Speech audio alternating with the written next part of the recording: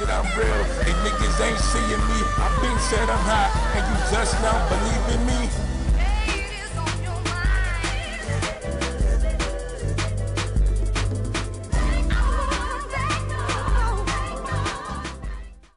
We've had a memorable, great, outstanding year of fights this year. Just a great year of boxing.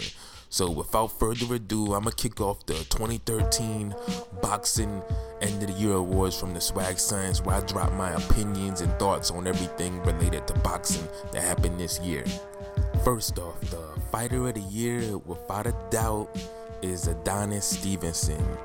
4 big victories, he avenged his only defeat, and he just beat 3 other top-ranked opponents in his division, all by stoppage, showing a great mixture of boxing and punching. Nobody comes close. My runner-up would be Rigondeaux. Worst performance of the year? Oh man, that goes to Vladimir Klitschko and that abomination of a fight that he had with Alexander Povetkin. And that fight was so anticipated, and it just looked like total shit. I'm trying to forget that fight now. Most disappointing fighter of the year, that goes to Adrian Broner. Just because he didn't really live up to the hype that he set for himself.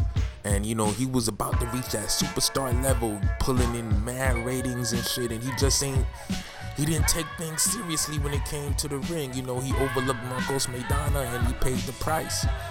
I would also have to say Tavares Cloud had a pretty disappointing year as well.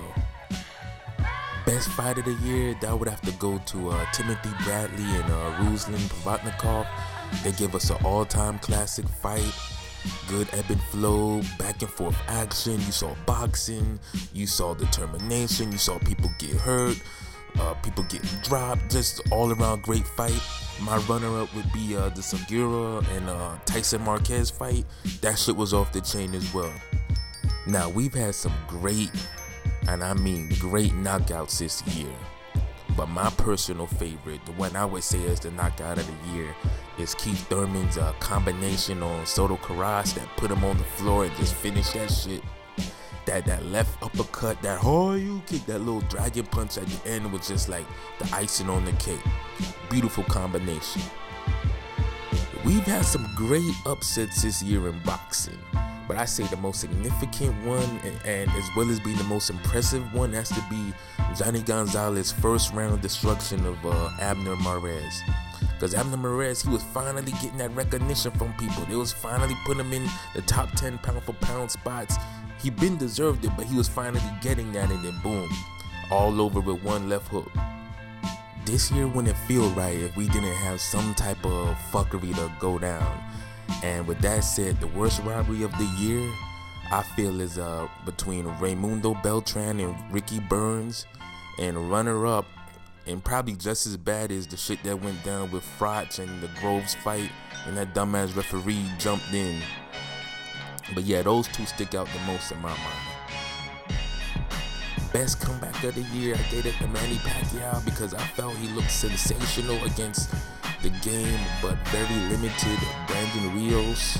And, you know, you gotta remember Pacquiao was knocked the fuck out last year, and you know, just to come back and throw those combinations and just beat up somebody in their prime like that who outweighed him on fight night, I thought that was a good comeback for him.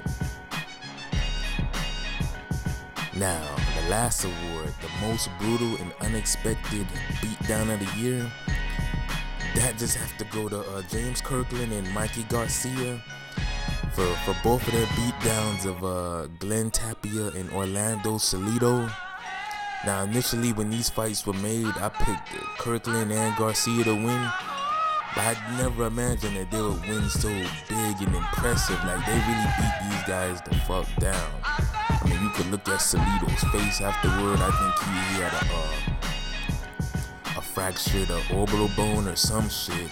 And, you know, Kirkland was landing, like, setting records on power punches landed on in his fight. So, you know, those two guys, they really impressed me with those beatdowns. You know, we all love the sport of boxing, and, you know, those ass whoopings are inevitable. It's nice to see them when you don't expect them. I'm really looking forward to 2014 and seeing what that year will do for boxing. see a lot of great things on the horizon. I feel certain fighters are gonna step it up to the next level. I think Keith Thurman is gonna be one of them. I think he's had a pretty good year for 2013. I think he's gonna even have a better year for 2014 and really raise his profile in the game. There's gonna be a lot of fighters who have to make comebacks this year. 2014. I don't see Trout really doing anything big. Nolito Donaire, I feel like his heart ain't in the game no more. I actually see Broner making more of a comeback than Nolito Donaire will. I think Terrence Crawford, he steps up to that next level. He just needs to get better opponents. I'm not ready to crown him as the next big thing in lightweight.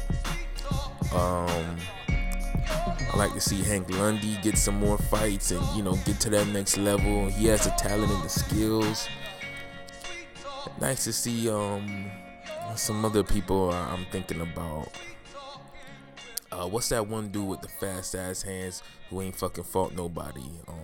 Gary Russell. I like to see him do some interesting things next year as well. Stay tuned for the Swag Science and more videos, and I'm gonna get back on that shit hard body. Y'all have a happy new year and a Merry Christmas and yada yada yada. One.